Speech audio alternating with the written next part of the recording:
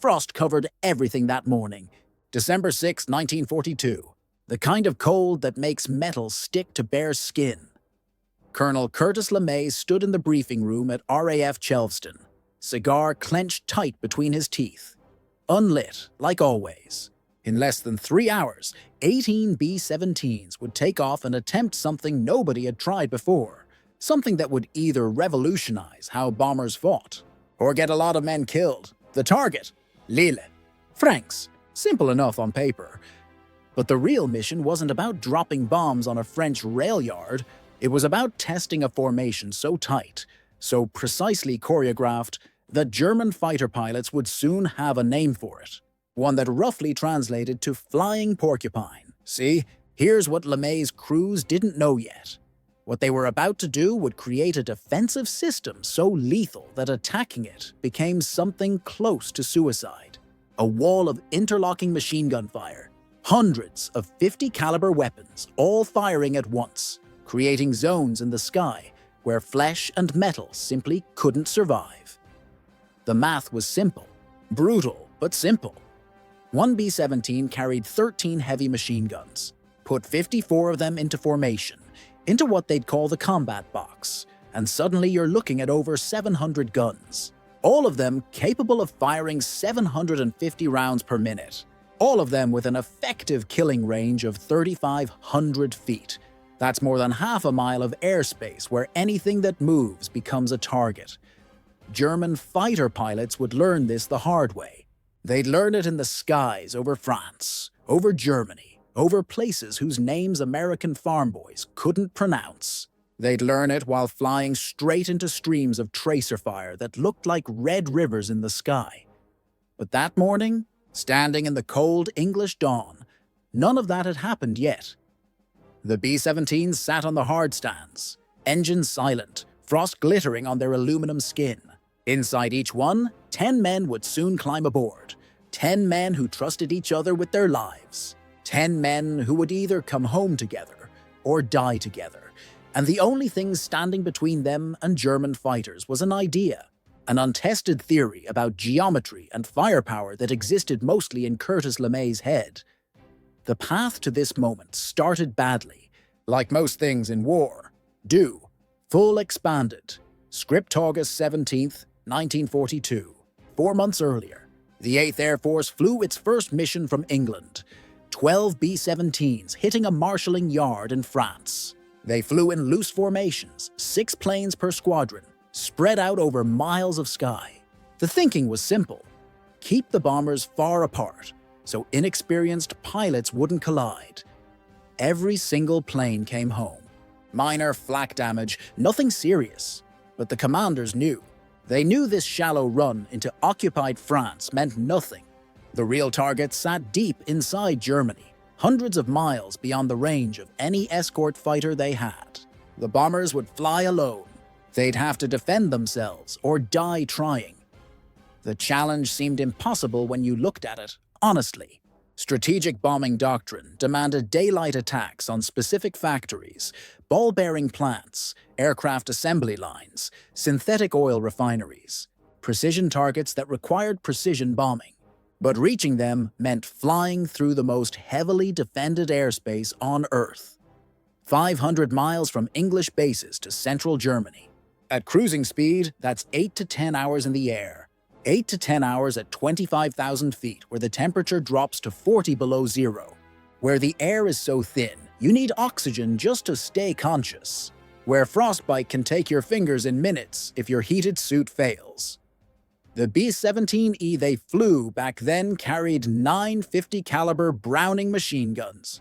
2 in the top turret, operated by the flight engineer. 2 more in that revolutionary Sperry Ball turret underneath.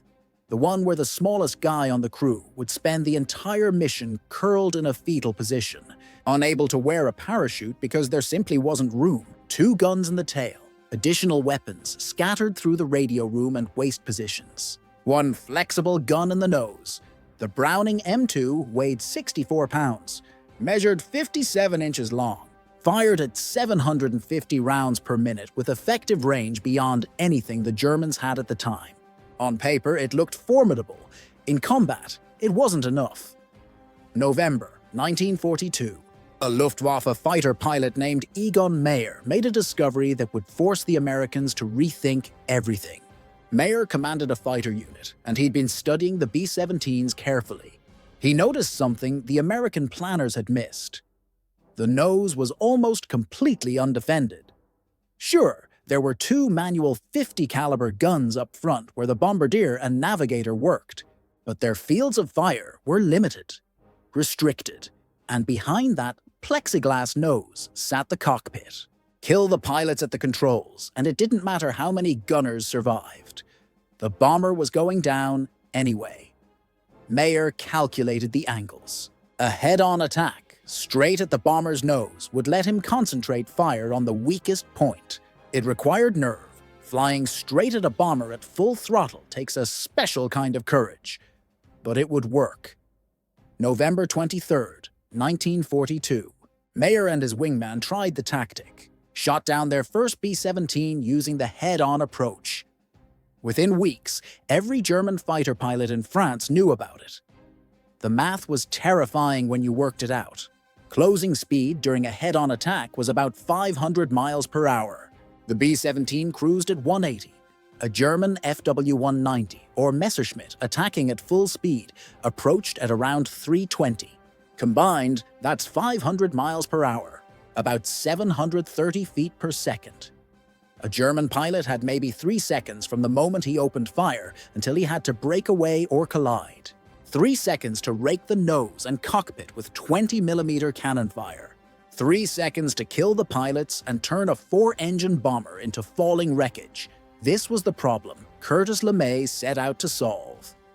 LeMay was 36, a colonel commanding the 305th Bombardment Group. He'd spent the previous decade becoming arguably the finest navigator in the Air Corps. His navigation skills were almost supernatural. He'd located ships hundreds of miles off the California coast using dead reckoning when Navy personnel had given him wrong coordinates. He'd navigated B-17s across 600 nautical miles of open ocean to intercept an Italian liner and demonstrate American air power. By the time he took command of the 305th, LeMay had developed very clear ideas about how bombers should operate. First, precision bombing required straight and level flight during the bomb run. No matter how heavy the flak, no matter how intense the fighter attacks, the Norden bomb site needed stable flight to calculate the precise release point. Evasive maneuvers meant missing the target. Second, tight formations were essential. Scattered bombers were vulnerable bombers. Only by flying close together could they mass their defensive armament enough to create overlapping fields of fire. Third, crews needed relentless training until every action became muscle memory, until flying in formation felt more natural than breathing. LeMay's crews found him cold, demanding, utterly focused on mission success. He drove them mercilessly and led from the front, flying the toughest missions himself.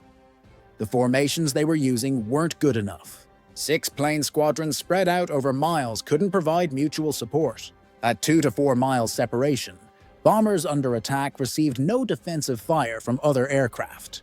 The 50 caliber guns had effective range of 3,500 feet, barely over half a mile. LeMay needed something tighter, something that would concentrate defensive fire while still allowing bombers to drop their payloads accurately and avoid mid-air collisions in the chaos of combat. The first improvement came in October. 42 3-plane elements arranged in a V formation.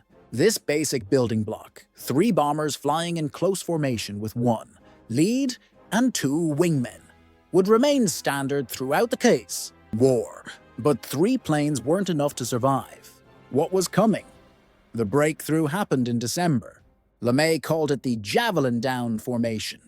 18 planes, stacked both vertically and horizontally in a pattern that looked like a spear point when you viewed it from the side. 6 3-plane elements arranged into 3 squadrons. Each squadron had 2 elements. The squadrons were stacked vertically, lead squadron in the middle, high squadron above and to one side, low squadron below and to the other. The key innovation, was stacking everything downward toward the sun. This helped gunners on higher aircraft see lower planes without being blinded by glare. More importantly, it created overlapping fields of fire covering every approach angle. The formation measured 600 feet from top to bottom, 500 feet front to back, nearly 2,500 feet across, and every single bomber in that formation could bring its guns to bear on an attacking fighter from almost any direction. December 6, 1942. The 305th flew the Javelin down formation for the first time in combat. 18 B-17s took off from Chelveston, climbed to altitude, formed up into the new pattern. As they approached Lille, German fighters made their runs. They couldn't break through. Fighters approaching the formation found themselves facing concentrated defensive fire from multiple bombers simultaneously. The interlocking fields created zones where attacking aircraft were exposed to guns from 3 or 4 B-17s at once. It worked so well that the other B-17 groups in England adopted it immediately after mission debriefings. But LeMay wasn't finished. By January 43, he'd refined it into a 21-plane wedge, adding a third 3-plane element to the most exposed squadron for additional firepower. The most vulnerable position was the low squadron. German fighters learned quickly to attack from below, coming up at bombers silhouetted against the Sky 3. Additional aircraft in that low position provided concentrated firepower right where it was needed most. This configuration was tested, proven, formally adopted by all groups on January 13, 1943. The bombers were stacked in a 3-dimensional array. Looked like stairs from the front, a spear point from the side, a diamond from above.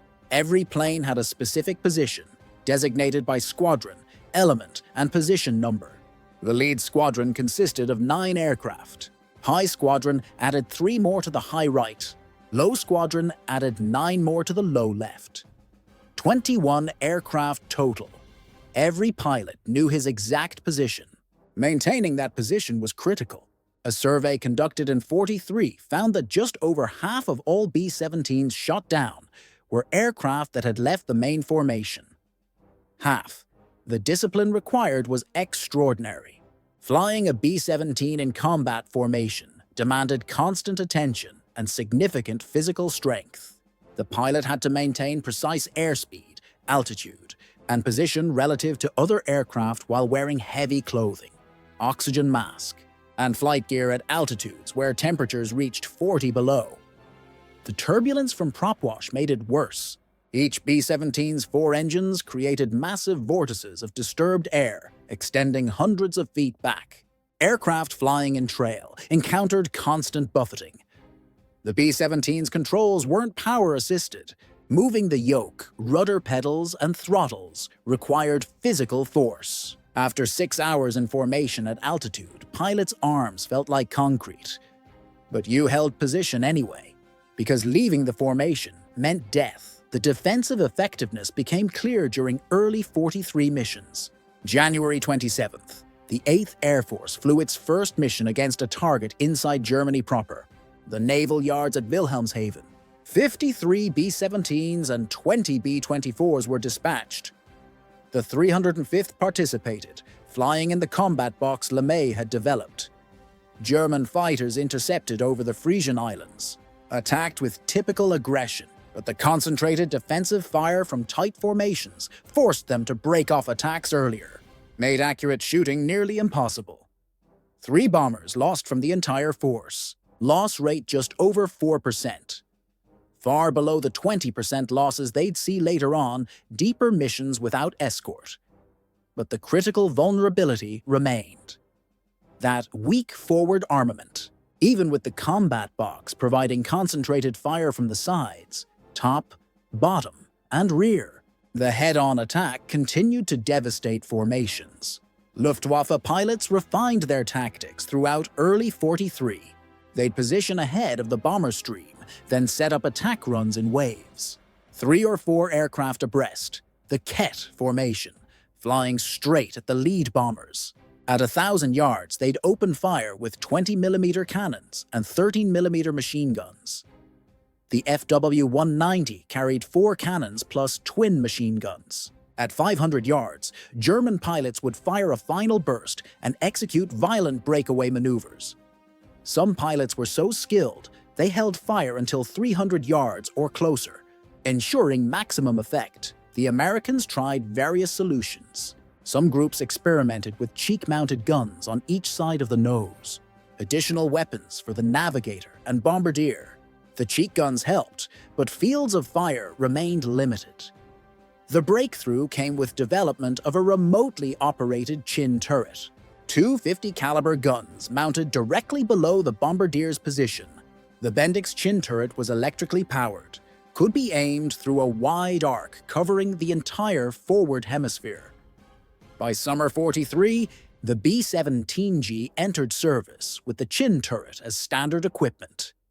This definitive version of the Flying Fortress carried 13 50-caliber machine guns, the most heavily armed bomber in the American inventory. 2 guns in the chin turret defended against head-on attacks. 2 cheek guns provided additional forward coverage. 2 in the dorsal turret covered attacks from above and sides. 2 in the ball turret defended from below.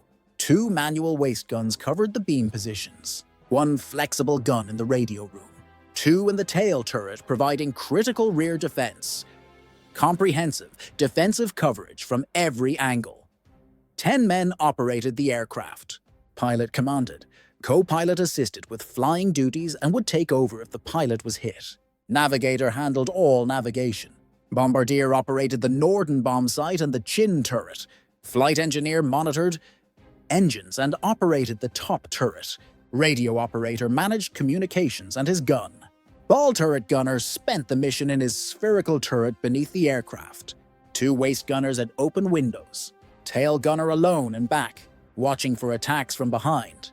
The Luftwaffe response was to increase their firepower. Analysis of wrecked B-17s revealed bringing down a heavy bomber. From the rear required approximately 20 hits with 20mm cannon shells.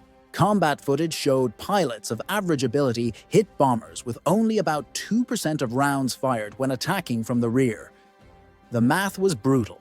To achieve 20 hits, an average pilot needed to fire 1,000 rounds. But early FW-190s carried only 500 rounds total, not enough to guarantee a kill. The solution was heavier weapons.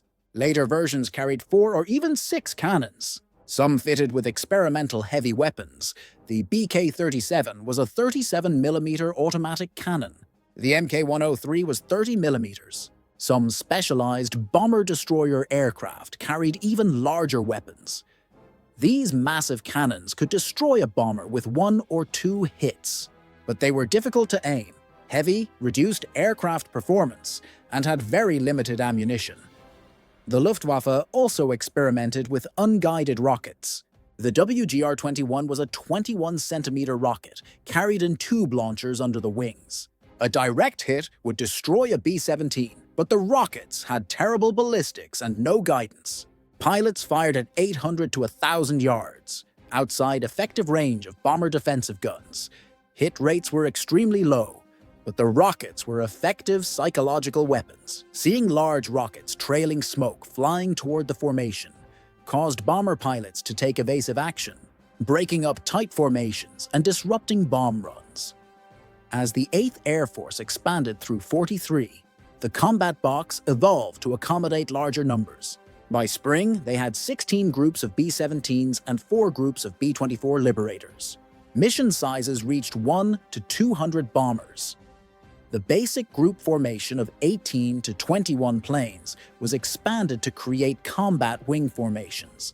3 groups flying together as a wing, stacked vertically and horizontally, created a 54-plane formation that could project truly massive defensive firepower. This wing box became standard for major missions from early '43 through May '44. Groups, positioned with lead in the center, high group above and to one side, low group below and to the other. The wing box occupied roughly 3,000 feet high, 7,000 feet deep, 2,000 feet across. 54 planes, each carrying 13 guns, 702 heavy machine guns total. Luftwaffe pilot attacking such a formation faced the reality that dozens of gunners were tracking him visually, and hundreds of bullets were converging on his flight path. The tracer rounds, every fifth round in the belt, created visible streams of fire. From a distance, formations looked like porcupines with dozens of fiery quills extending in all directions. German fighter pilots began calling them fliegende Stachelschweine, flying porcupines. Oberleutnant Heinz Knoke, a fighter ace with 33 confirmed victories, described it in his combat diary. Attacking the American bombers is like flying into a wall of fire. The tracers come from every direction. You pick your target, line up for the attack, and suddenly the air around you fills with red tracers. You fire your guns, try to get hits, then dive away, praying nothing vital was hit. Major Anton Haeckel, who ended the war with 192 victories, explained the tactical problem. If you came in from the rear, there was a long period closing from 1,000 meters to firing range when the bombers were shooting at you, but you couldn't effectively return fire. Their guns had longer range. Attacking from the front was better because closing speed was so high you were in their firing zone for less time. But front attacks required much more skill and nerve. The rigid formation discipline created one vulnerability that couldn't be overcome. Individual bombers couldn't take evasive action while in formation. They had to fly straight and level, maintaining position regardless of flak or fighters. This made formations vulnerable to German anti-aircraft artillery. The Luftwaffe flak arm numbered over 1 million personnel, operating thousands of heavy guns. The standard weapon was the legendary 88, the 8.8 cm flak series that fired high-explosive shells to altitudes exceeding 30,000 feet. These guns were positioned in batteries around key targets. When formations approached, flak batteries would calculate where the formation would be in 30 seconds and fill that airspace with exploding shells. Flak was responsible for 40% of all wounds, sustained by 8th Air Force personnel, higher percentage than fighter attacks. The true test of the combat box came during deep penetration missions of August and October '43. These missions pushed American bomber doctrine to absolute limits and revealed both the formation's strengths and its fatal weakness when operating without fighter escort. August 17th, 1943. Exactly 1 year after the 8th's first mission, 376 B-17s launched a double strike.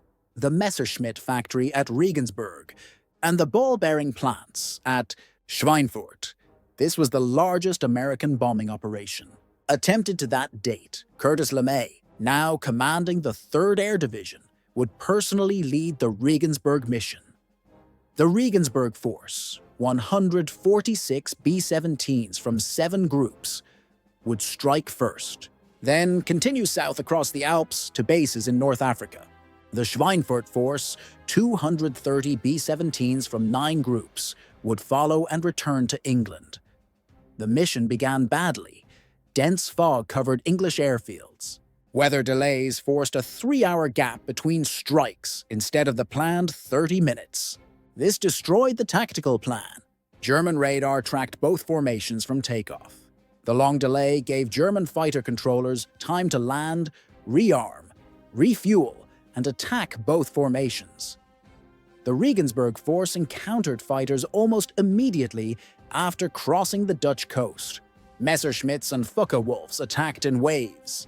Head-on attacks came first, 3 and 4 fighters abreast, boring straight at lead bombers. Despite the attacks, formations pressed on. At Regensburg, bombing was accurate. The Messerschmitt factory was hit hard, but the price was steep. 24 B-17s shot down. The Schweinfurt Force fared worse. Delayed by hours, they faced German fighters that had already attacked Regensburg, returned to base, rearmed, and taken off again. The Schweinfurt Force lost 36 B-17s out of 183 that reached target.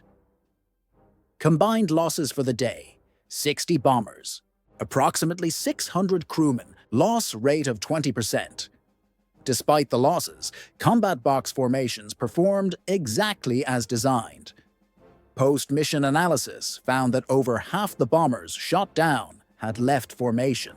Aircraft that fell out due to battle damage, mechanical failure, or crew error were quickly swarmed. Once separated from the formation's protective firepower, a bomber typically survived less than 5 minutes.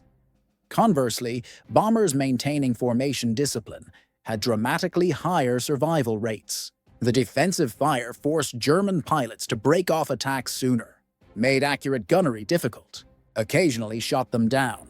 The missions demonstrated both strengths and limitations. Formations could defend themselves effectively enough to reach heavily defended targets and impose significant costs on attacking fighters. But without fighter escort to keep Germans away, losses were catastrophic and unsustainable. The problem was that in August 43, no long-range escort fighter existed. The Respublik P-47 Thunderbolt had performance to engage German fighters on equal terms, but combat radius was limited. With internal fuel only, the Thunderbolt could escort to approximately 125 miles from base. With external drop tanks introduced in August, radius extended to 230 miles. With larger tanks in September, radius reached 275, enough to cover missions to the Low Countries, northern France, western Germany, inadequate for deep penetration to central Germany.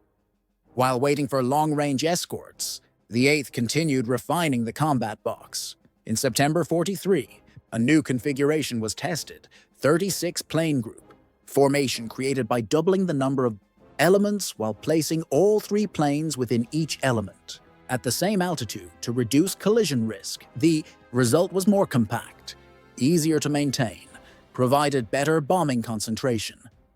By late 43, groups could choose between 21 plane compact formation for small missions, 36 plane group for better accuracy, or 54 plane wing for maximum defensive firepower. The critical test came October 14th, 1943. The 8th returned to Schweinfurt for a second attempt to destroy the ball-bearing plants. This mission would become known as Black Thursday, the bloodiest day in 8th Air Force history. 291 B-17s took off that morning from bases across East Anglia. Weather was miserable. Assembly took longer than planned. The mission was nearly scrubbed, but commanders decided to proceed. Strategic importance of Schweinfurt's ball-bearing production justified the risk. About half the expected Thunderbolt, escorts were able to rendezvous with bomber formations as B-17s. In their combat boxes approached Aachen on the German-Belgian border. The Thunderbolts waggled their wings, the traditional farewell gesture, and turned for home, fuel exhausted. The bombers continued alone into Germany. Then the Luftwaffe struck with unprecedented force. German controllers had tracked formations from takeoff. Every available fighter unit in Western Germany was scrambled. Over 300 German fighters attacked the bomber stream in coordinated waves. Single-engine Messerschmitts and Focke-Wulfs came 3 and 4 abreast, attacking head-on. Attacks were pressed home with tremendous aggression. Twin-engine fighters followed, firing rockets from 1,000 yards out. The massive rockets forced formations to scatter as individual B-17s took evasive action. This broke up combat boxes and ruined mutually supporting defensive fire. The Luftwaffe had learned from experience. They focused attacks on individual groups, overwhelming local defensive capabilities. Damaged bombers falling out of formation were immediately swarmed. German pilots flew from home bases, many within 50 miles of the bomber route. After expending ammunition, they'd land, rearm and refuel in 15 to 20 minutes. Take off again to attack the same bomber stream a second or third time. By the time formations reached Schweinfurt, 28 bombers had already been lost. The 305th Bomb Group, LeMay's old unit, was hit particularly hard. Flying in the most exposed low group position, they bore the brunt of repeated attacks. 13 aircraft from the 305th failed to return, highest loss of any group on the mission. 130 men from the 305th were killed, captured, or missing. The bombing was accurate despite the chaos. Post-strike reconnaissance showed severe damage to production facilities, but the cost was beyond anything previously experienced. Of 291 B-17s that departed England that morning, 60 were shot down by fighters or flak. Another 17 returned so heavily damaged they had to be scrapped. Another 121 landed with varying degrees of battle damage. Total losses represented over 26% of the attacking force. Aircrew casualties were equally severe. 650 men lost out of 2,900 who flew the mission. 22% of all crews. At that loss rate, a crew member had virtually no chance of surviving a 25-mission tour. Staff Sergeant Harold Monroe Graham, ball turret gunner with the 305th, had flown 27 missions successfully. The night before Black Thursday, he wrote a letter home that his family preserved. "We all know what we're facing tomorrow. Schweinfurt is the toughest target in Germany, but the formation will protect us as much as anything can. If we stay together, if we hold the box no matter what happens, some of us will make it through. The formation gives us that chance." Graham's aircraft was shot down over Schweinfurt the next day. His bomber took several direct hits, caught fire, went into a spin. Only 3 parachutes were seen leaving the aircraft.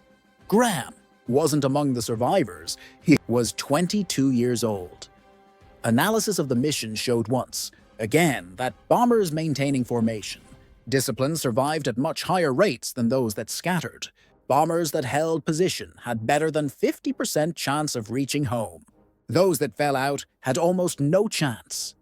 The concentrated defensive fire had shot down some German fighters, damaged many others, most importantly, forced German pilots to break off attacks earlier.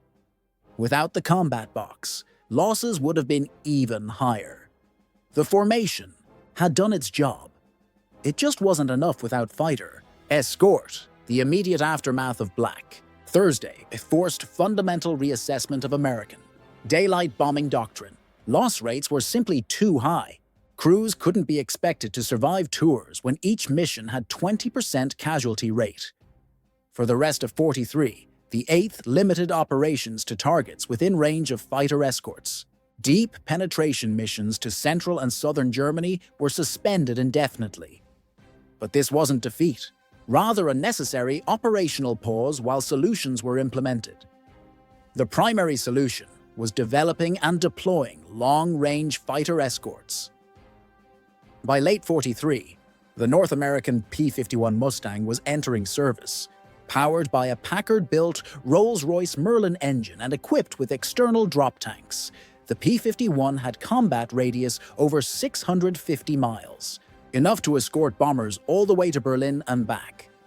The Mustang combined extraordinary range with excellent performance.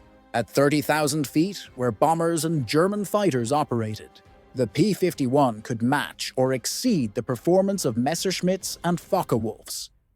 When Mustang-equipped fighter groups began escorting bomber missions in February 44, the strategic balance shifted decisively in favor of the Allies.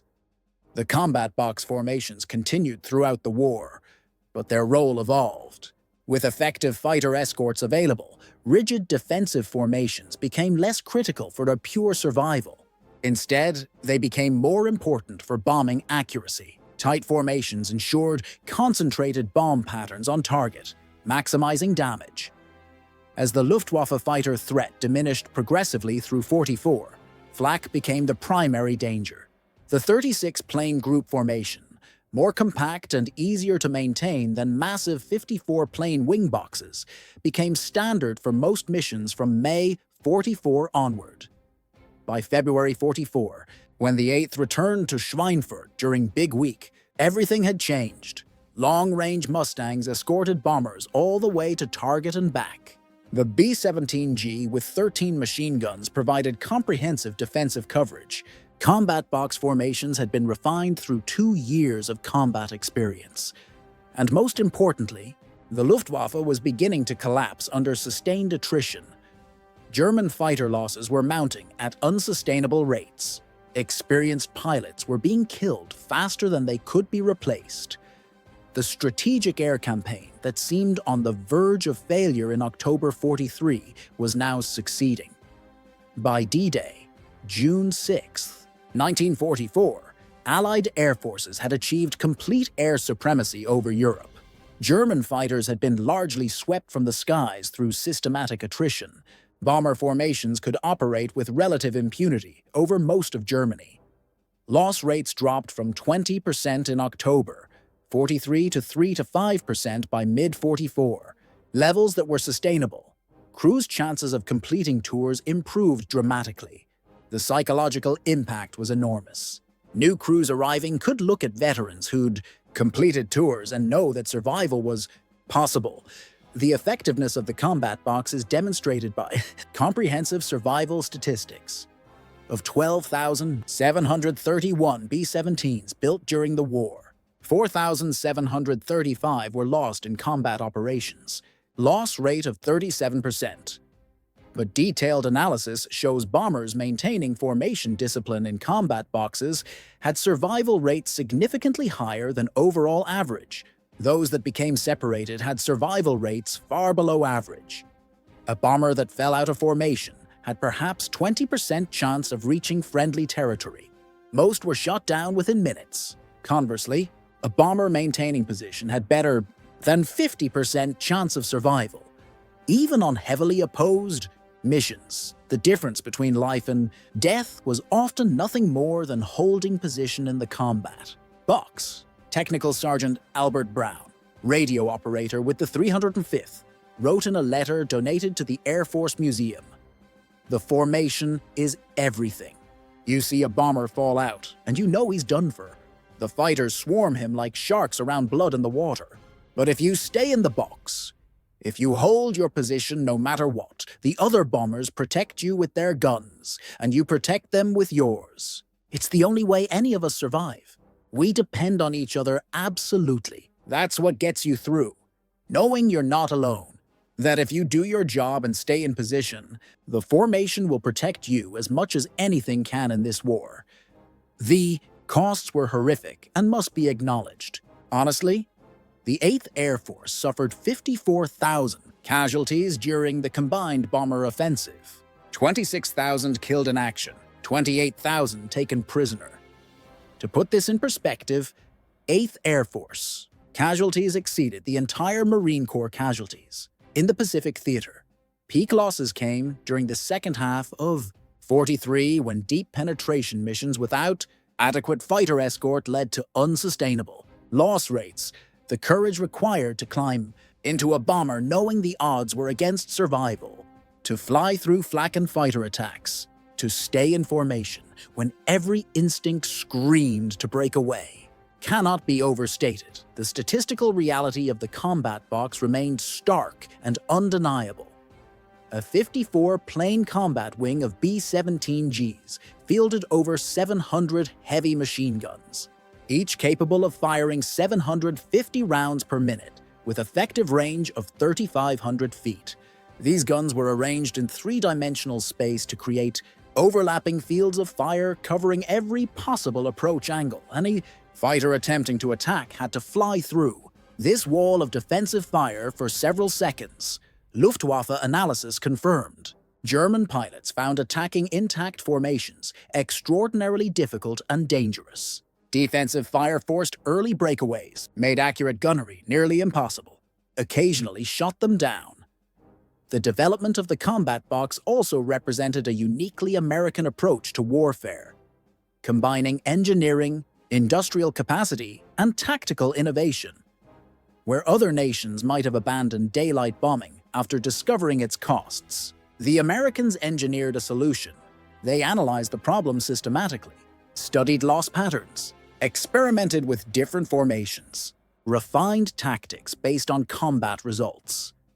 The solution required massive industrial capacity to build thousands of heavy bombers, each carrying 13 guns and 7,500 rounds of ammunition. Building 12,000 B-17s required millions of man-hours and coordination across dozens of states. The solution also required training infrastructure to teach tens of thousands of pilots, navigators, bombardiers, and gunners to operate as coordinated teams. The logistics of training, transporting, and integrating these crews represented an organizational challenge as demanding as combat itself.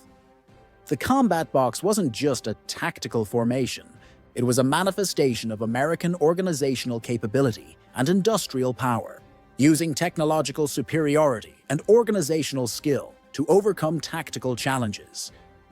The Germans had better trained pilots initially and the advantage of fighting over their own territory, but they couldn't match American industrial production or organizational ability to coordinate mass operations. The combat box symbolized this advantage: only a nation with industrial capacity to build thousands of heavy bombers and organizational capability to coordinate mass formations could execute this strategy. When Curtis LeMay first tested the formation over Lille on December 6, 42, he was experimenting with a theoretical solution to a tactical problem.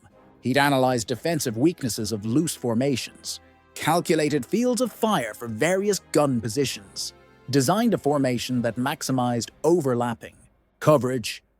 By the time the war ended in May 45, less than 3 years later, the combat box had become the standard by which all bomber formations were judged.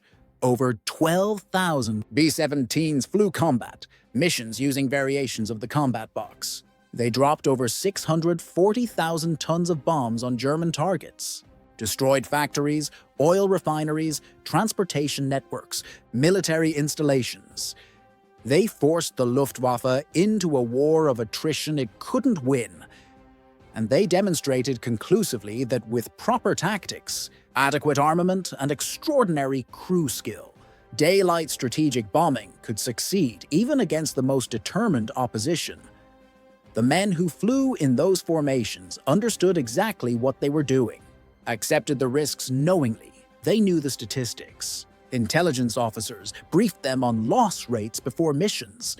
They could count empty beds in their barracks. They attended memorial services for friends. They knew completing a 25-mission tour required not just skill and courage, but enormous luck. The pre-mission rituals reflected this knowledge. Some men wrote letters to be mailed home if they didn't return. Others prayed. Some carried lucky charms. They put on their gear methodically, checked equipment carefully, walked to their aircraft with quiet determination of men doing a job that had to be done regardless of cost. The historical significance of the combat box lies not just in tactical effectiveness, but in what it represented about American air power. Doctrine: the Army Air Forces had committed to daylight precision bombing over heavily defended targets, a strategy that seemed suicidal when the RAF had already abandoned daylight bombing due to prohibitive losses. The Americans refused to abandon the concept. They believed destroying specific industrial targets was essential to winning the war, that only daylight bombing could provide the necessary accuracy. The combat box was the solution that made daylight precision bombing viable by concentrating defensive firepower to levels German fighters couldn't easily overwhelm. The formations required extraordinary crew skill, physical stamina, courage, flying in tight combat box, formation for 8 to 10 hours at altitude in sub-zero temperatures, while being attacked by fighters and surrounded by flak bursts tested men to their absolute limits. Yet thousands of crews did this repeatedly, completing 25 or more missions. Many continued flying even after completing their required tours. The sense of mission sustained them. The belief that they were helping win the war saved lives by shortening the conflict. This belief carried them through experiences that would have broken lesser men. The briefing rooms before dawn, the smell of coffee and cigarettes, the sound of bomber engines coughing to life in the darkness, the moment when the aircraft commander would look at his crew and say simply, "Let's go to work." They'd climb aboard their B-17, find their positions. The pilot and co-pilot in the cockpit running through checklists, Navigator at his table plotting courses, bombardier checking the Norden sight, flight engineer monitoring gauges, radio operator testing communications, ball turret gunner waiting to enter his tiny sphere, waist gunners checking their weapons, tail gunner making his way to the loneliest position on the aircraft. 10 men, average age 23, many fresh from farms and small towns across America. Places with names like Bakersfield and Dayton and Little Rock. Boys who'd been working in fields or factories just months earlier. Now they were climbing into bombers to fly deep into the heart of Nazi Germany. The taxi to the runway. The roar as all 4 Wright Cyclone engines wound up to full power. The moment when the heavily loaded bomber, 30 tons of aircraft, fuel, bombs, and men, would lumber down the runway, gathering speed, until finally, reluctantly, it would lift off into the grey English dawn, then the assembly. Bombers circling, finding their positions, forming up into those precise 3-dimensional boxes. Each aircraft taking its exact spot in the formation. Lead squadron, high squadron, low squadron, 3 plane elements fitting together like pieces of a puzzle. And then the long flight east toward the enemy coast. Sometimes crews would see the English Channel below, grey and cold. Then the coastline of occupied Europe. Then nothing but hostile territory stretching to the horizon. That's when the intercom chatter would die down, when men would check their oxygen masks one more time, test their guns, watch the sky. The flak would come first usually, black puffs appearing in the sky around the formation. Each burst was an 80mm shell exploding, sending shrapnel in every direction. The aircraft would shudder when shells burst close. Sometimes you'd hear the sharp crack as shrapnel punched through aluminum skin. And you'd hold formation. Then the fighters would come. You'd see them first as dots in the distance. Then the dots would resolve into aircraft. Messerschmitts or Focke-Wulfs, sometimes both. They'd set up ahead of the formation, positioning for their attack runs. The gunners would call them out over the intercom. Fighters, 12 o'clock level. Fighters, 2 o'clock high. Fighters coming in, 3 o'clock. Then they'd attack, coming straight at you if they were hitting from the front. The closing speed was so fast you barely had time to track them in your gun sight. You'd fire in short bursts, trying to lead the target, trying to get rounds into the fighter before it got rounds into you. The entire aircraft would shake from the recoil of 13 50 caliber machine guns firing simultaneously. The noise was indescribable, the smell of cordite and hot metal filling the aircraft. The German fighter would grow larger in your sight, larger, so close you could see details on the aircraft. Then at the last possible second it would break away, diving past or rolling over the formation. Sometimes you'd see your tracers hitting, see pieces fly off the enemy aircraft, see smoke, maybe see the fighter go down. Sometimes you'd see their tracers hitting you instead. The sound of cannon shells hitting your aircraft was distinct, a heavy metallic thud, different from the crack of shrapnel. When you heard that sound, you knew someone was shooting at your specific aircraft, trying to kill you specifically.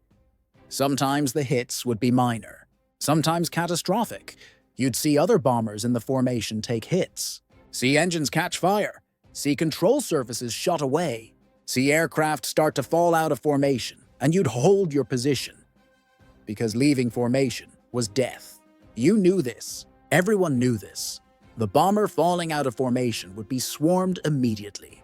German fighters that had been hesitant to press attacks against the massed defensive fire would pounce on the separated aircraft. 3, 4, 5 fighters attacking simultaneously.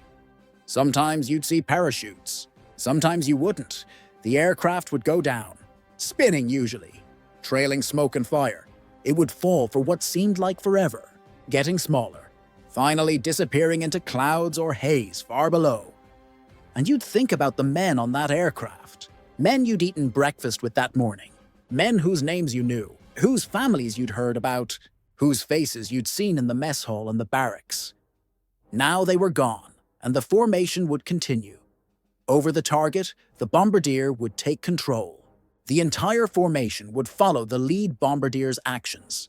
When he released, everyone released. The aircraft would suddenly feel lighter as tons of bombs fell away.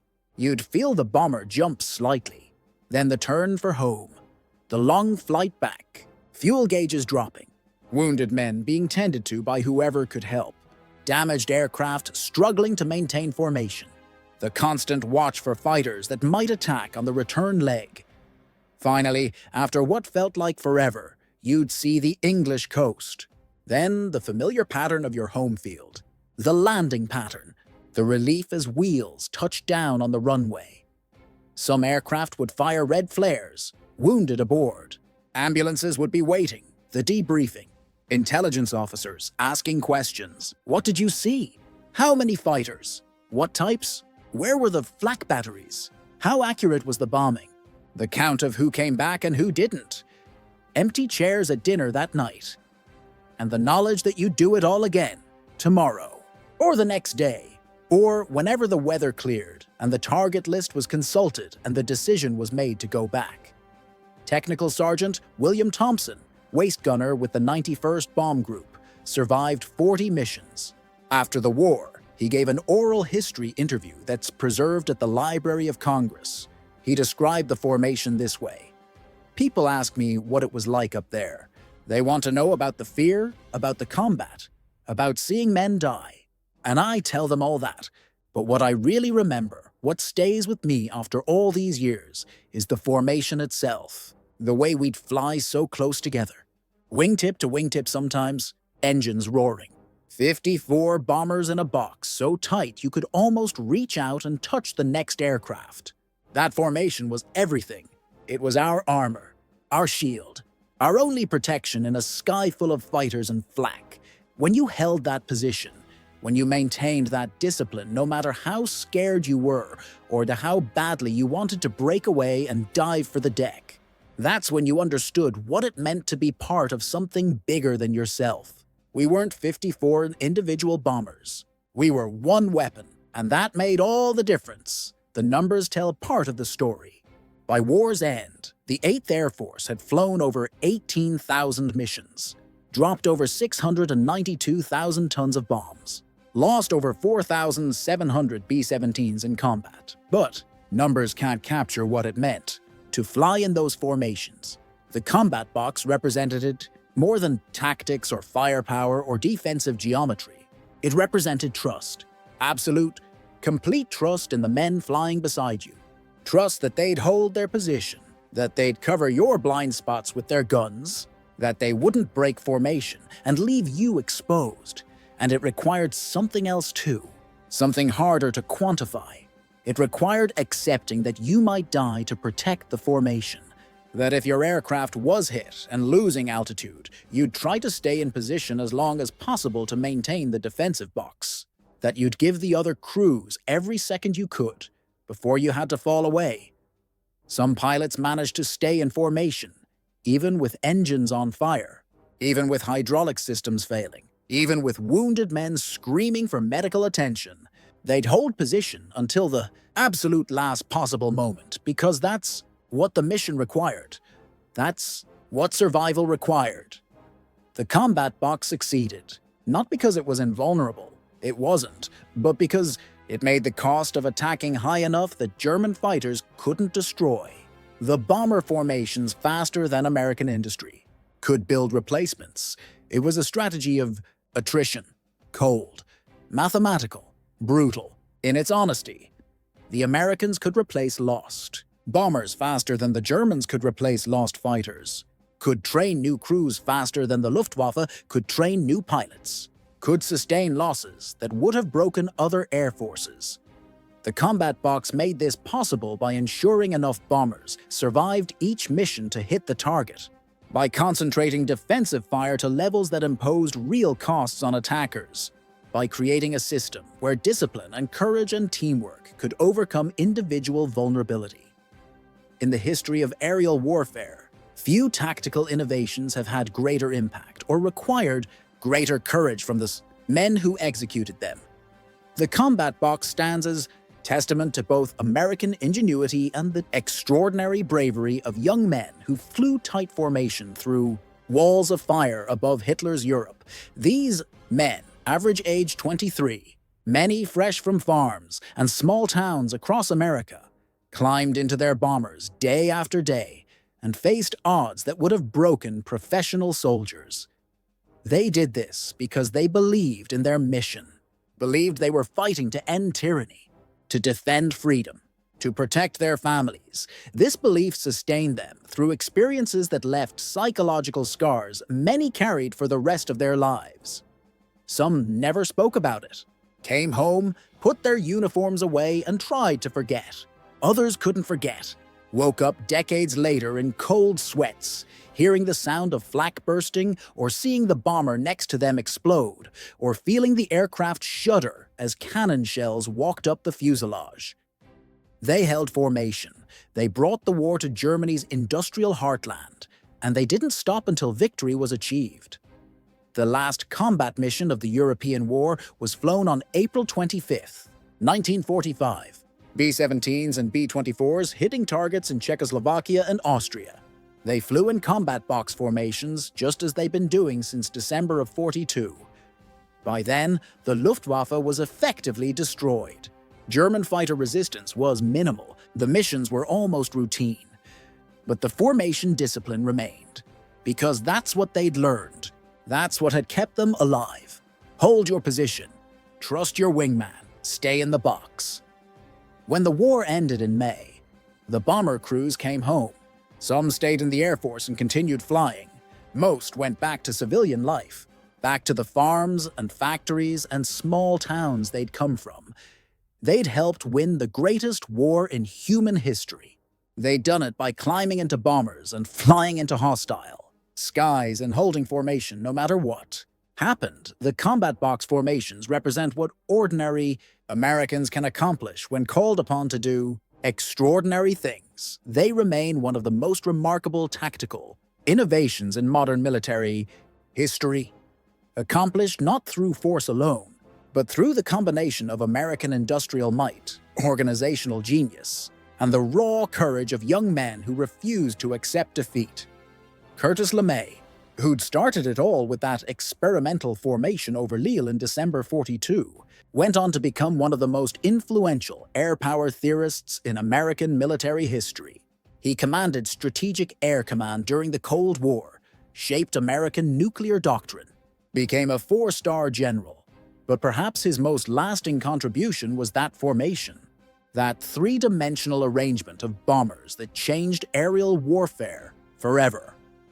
In a quiet moment after the war, LeMay was asked about the combat box, about what it represented, about the men who flew it. His answer was characteristically blunt. The formation worked because the men made it work. You can design tactics on paper, calculate fields of fire, run the mathematics. But in combat, when fighters are attacking and flak is bursting and men are dying, tactics only work if men have the courage to execute them. The combat box succeeded because American air crews had that courage. They held formation when everything in their bodies told them to break away. That's why we won. The sky over England is quiet now. The airfields at Chelmsford and Thurley and Molesworth are mostly gone. Some converted to other uses, some returned to farmland. But on certain mornings, when the weather is right and the light catches the clouds just so, you can almost imagine you see them. Formations of B-17s climbing into the grey dawn, taking their positions, lead squadron, high squadron, low squadron, 3 plane elements fitting together perfectly. Young men going to war, holding formation, flying into history.